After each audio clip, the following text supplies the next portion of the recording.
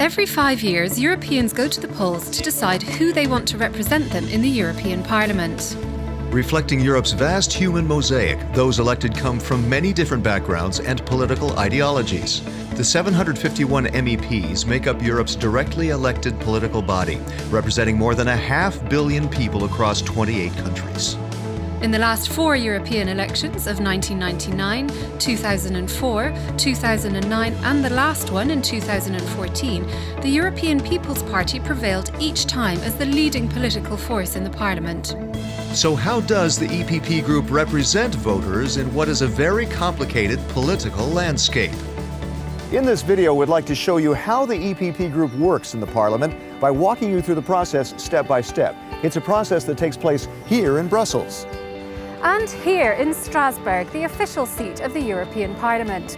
The EPP group is the main political force here in the Parliament, with more than 220 members from 27 of the member states. Members of the EPP family lead the 2 other main institutions of the European Union. Donald Tusk is President of the European Council, while Jean-Claude Juncker is President of the Commission. Here in the European Parliament, the chairman of the EPP group is Manfred Weber. He's assisted by a presidency, a bureau and working groups on issues ranging from agriculture to economics, from environment to regional policy. At the very top of the EPP group is the presidency, and it's meeting right behind me. It's composed of the chairman of the EPP group and 10 vice chairs who head working groups and other parliamentary activities. Those include budget and structural policies, economy and environment, home and legal affairs, foreign affairs, communication strategy, parliamentary work, relations with national parliaments, neighborhood policy, Euro-Mediterranean dialogue, and a think tank called the European Ideas Network. The presidency is the main decision-making body of the EPP group. Together with the heads of national delegations and others involved in the Parliament's functions, they make up what's called the group's bureau. Now let's see how it all works.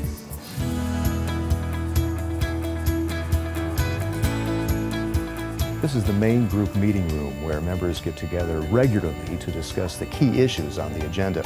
They look at the intricacies of the various amendments and how they're actually going to vote on them. The devil is indeed in the details. Here in Strasbourg, members discuss how to vote on legislation in the plenary. The group's authors of the proposed laws explain the proposed amendments and, of course, the state of play of the negotiations with the other political forces. Reaching these decisions is not easy. It involves building consensus within the group, taking into account sensitivities in different member states, and strongly held views of individual members. And it involves working with other political groups to finalize legislation. Once the legislation is approved by the EPP group, as well as by the other political groups, it goes to the plenary to be debated and voted on. But how and where does it all begin? And what are the intricacies of the legislative process? Joining us is Lara Comey, Vice Chairwoman of the EPP Group. Ms. Comey, can you walk us through the process? Al Parlamento discutiamo e approviamo molte leggi che interessano la vita quotidiana dei cittadini. Pensate che l'80% delle leggi qui approvate devono essere recepite in 28 Stati membri. So, considering all that's at stake, it must be a showdown at times here. Oh, dipende da quanto è complicato e controversa la legge che viene proposta. And how does it all start? Where does it all start? Ma la Commissione propone un aspetto legislativo anche su iniziativa dei cittadini, del Parlamento Europeo, degli Stati membri, della Banca Centrale Europea e della Banca Europea degli Investimenti.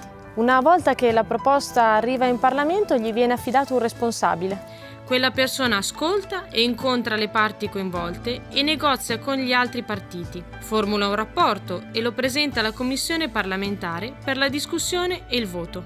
Poi a sua volta anche tutto il Parlamento, quindi la plenaria, voterà su quel rapporto. Se approvato, il testo è inviato al Consiglio dei Ministri, ovvero i governi degli Stati membri. Se loro lo approvano, diventa legge, se lo respingono è rinviato al Parlamento e alla Commissione. E ricominciamo da capo per una seconda lettura. Tutte le decisioni sono prese a maggioranza qualificata. Se c'è disaccordo anche nella seconda lettura, Guarda, io penso sia un caso veramente eccezionale, è successo una volta sola molto probabilmente. I rappresentanti del Parlamento e del Consiglio si siedono in un comitato di conciliazione per trovare una posizione comune. Il risultato è votato dal Parlamento per la terza volta, senza emendamenti. Se approvato diventa legge, altrimenti la proposta decade. Non è un processo semplice, ma il nostro obiettivo è quello di ascoltare tutte le varie opinioni e le varie idee, perché una volta che la legge viene approvata è valida in tutta l'Unione Europea. And it's a process in which the EPP Group plays a key role as the largest force in the European Parliament. Europe's elected body representing and defending the interests of the EU's more than 500 million citizens.